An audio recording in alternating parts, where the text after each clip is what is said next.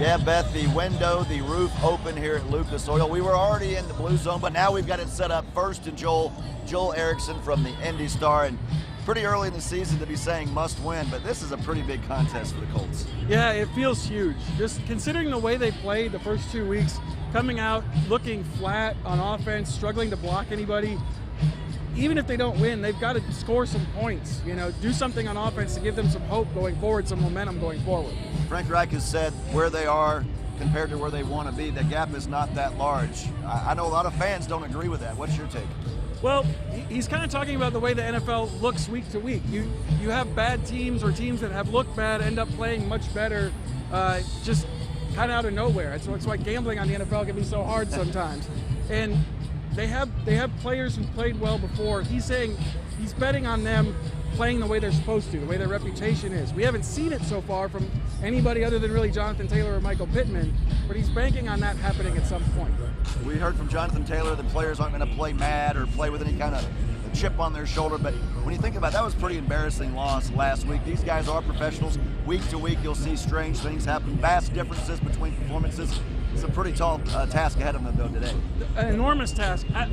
In terms of playing mad, I think one of the things that I got from the locker room this week, Zaire Franklin was saying it'd be a tragedy to just throw your season away in week 2 and just completely go off the deep end. We've seen that with this team before where they have slow starts, they seem like their back's against the wall, and then they play well. Is that going to happen today? We haven't seen anything from them on the field yet so far to suggest that, but that's the way they have to think. I mean, if they give up on it, it's not going to get any better anytime soon. And you think about the quickest path to the playoffs is to win your division, and let's be honest, this isn't the toughest division in football. Nobody's running away with this AFC South, so if you can handle your business today, or perhaps more importantly next week against Tennessee, a lot of football left to be played. The Colts by no means, as you said, ready to punt this season. Yeah, right now the only win in the division is Jacksonville last week over these Colts.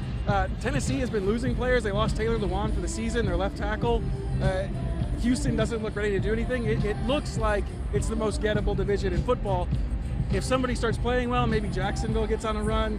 But right now it looks like it's very gettable, and you might not have to play well the whole season to win it. Yeah, and the Jags on the road against the Chargers this week. That's a game they're not supposed to win. But what do you think about things that are key to this game? I think about no Shaq Leonard.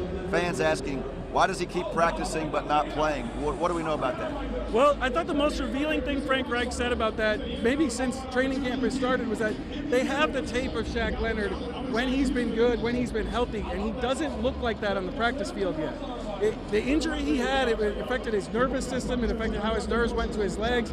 He doesn't have his explosiveness back, and that makes it hard. You can't put him out there if he's not going to look like himself. Well, with no Maniac, we still have some keys to the game. What do you have for us? Number one key to the game, pound the rock. When this team upset the Chiefs in Kansas City a couple years ago, they ran for more than 200 yards. It's not just the yards, it's that you keep the ball away from Patrick Mahomes.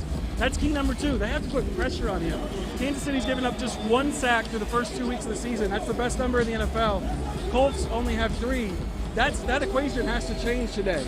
And then the number 3 key is kind of the flip of that. They got to protect Matt Ryan. The offensive line has struggled so far. He hasn't had time to do anything.